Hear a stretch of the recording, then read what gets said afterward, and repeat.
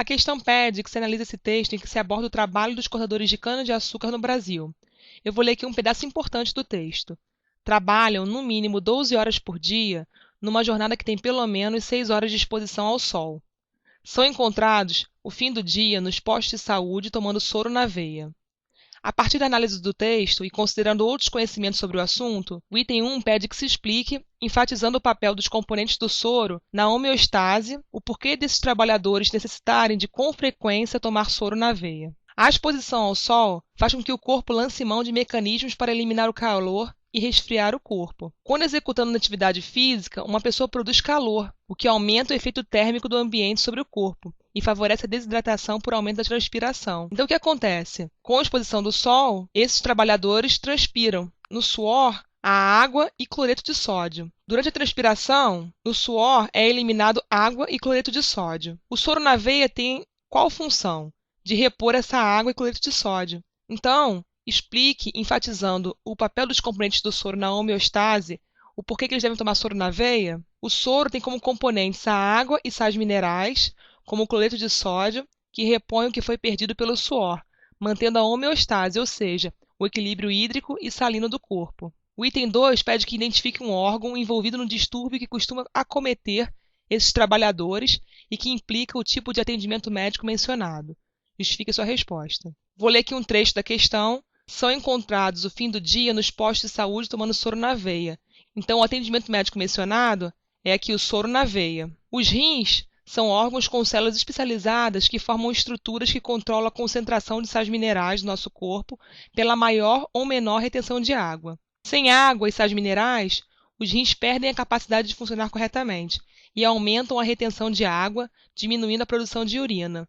Logo, qual o órgão que está envolvido nesse distúrbio? Justificando a resposta, são os rins, pois há a necessidade de repor a água e os sais minerais através do soro na veia para os rins funcionarem corretamente, controlando a concentração de água e sais minerais do nosso corpo e aumentando a produção de urina. Um outro órgão que também está envolvido nesse atendimento médico mencionado, que é o soro na veia, são os músculos.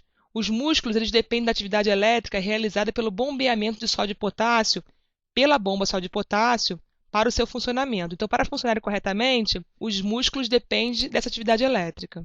A falta de água e sódio prejudica o funcionamento dos músculos, podendo ocorrer câimbras, fraqueza e sensação de corpo pesado.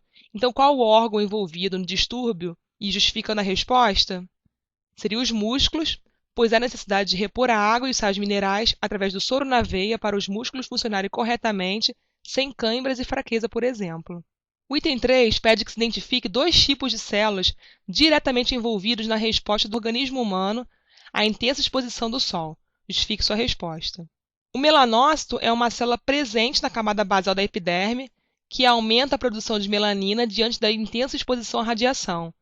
Aqui tem um desenho mostrando aqui o melanócito na camada basal da célula e aqui as células da epiderme, que são os queratinócitos. O melanócito ele produz melanina e essa melanina ela fica no interior dos queratinócitos, que são as células da epiderme. Os grânulos de melanina se dispõem sobre o núcleo do queratinócito de modo a impedir lesões no DNA da célula pelos raios ultravioleta. Então, esses grânulos criam uma proteção no núcleo, consequentemente protegendo o DNA. Então, qual o tipo de célula envolvida? Seria o melanócito, pois produz o pigmento melanina, que tem a função de proteção do DNA contra os raios na intensa exposição ao sol. Além disso, a pele ela protege o resto do corpo contra os raios solares, e uma intensa exposição ao sol provoca queimaduras. A queimadura ela pode desencadear uma inflamação. A inflamação ela provoca a liberação de histamina por basófilos e mastócitos, que são leucócitos do sistema imune. Essa liberação de histamina provoca uma vasodilatação e aumento da permeabilidade, fazendo com que haja migração de outras células do sistema imune para o local da inflamação. Logo, outro tipo de célula diretamente envolvido nessa resposta seriam os basófilos e mastócitos, pois as queimaduras levam a uma inflamação que provoca a liberação de histamina por essas células.